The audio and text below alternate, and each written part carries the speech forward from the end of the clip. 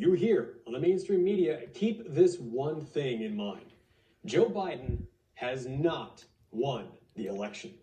Big Tech will probably put a label on this report claiming this information is disputed and then censor the story. It doesn't matter.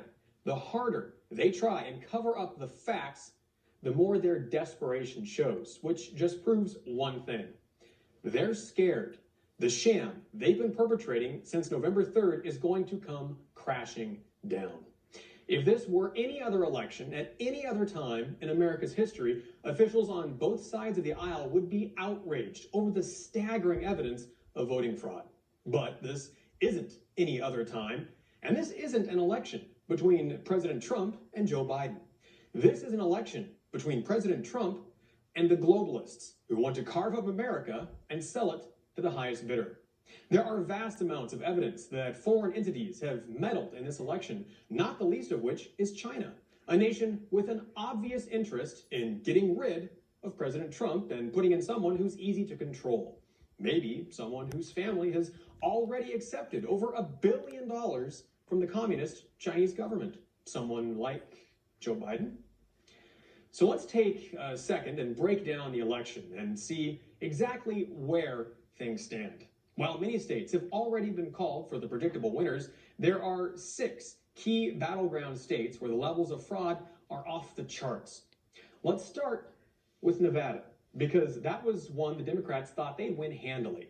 The official story is that Biden won the state by 33,000 votes. That's a good margin. Should be a clear win, except it's not. It turns out about 1,500 people who voted in Nevada's elections are dead. Another 2,500 changed their addresses to another state or even another country. Some 6,000 voters were flagged by the post office as having vacant addresses.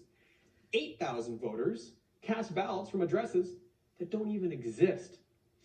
15,000 people somehow voted from vacant or commercial properties. 20,000 voters somehow cast their ballots from out-of-state addresses. And the big one, a whopping 42,000 voters successfully voted twice in the election. Now, even without knowing who all these people voted for, Republicans and Democrats should want to get this cleared up and ensure our election integrity is being maintained, not just when your guy is winning. So they say Joe Biden is up in Nevada by 33,000 votes. Well, right there, that is 95,000 fraudulent votes, which should automatically put the state back in the running for President Trump. But Nevada isn't alone. It's a similar situation in Pennsylvania, where Biden won by 81,000 votes. But the thousands of dead and out-of-state voters in Pennsylvania add up fast, and in the end come out to some 121,000 fraudulent ballots cast in the election. It's the same story in Wisconsin, where Joe Biden apparently won by 20,000 votes. But in reality, some 200,000 fraudulent ballots were cast in Wisconsin, again, totally erasing Biden's lead. In Arizona, the AP called the election for Biden, claiming he was up by 10,000 votes. But Arizona is even worse than Wisconsin, with over 300,000 fraudulent or questionable ballots cast in the state.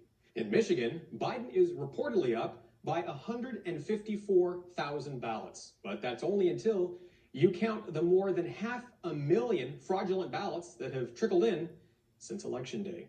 And then, of course, there's Georgia, where Biden somehow managed to swing the bright red peach state to blue, coming in ahead with 12,000 votes.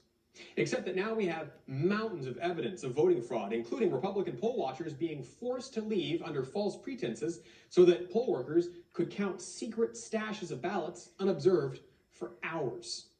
It's worth mentioning, during that time, the number of votes for Biden skyrocketed while those for Trump simultaneously plummeted.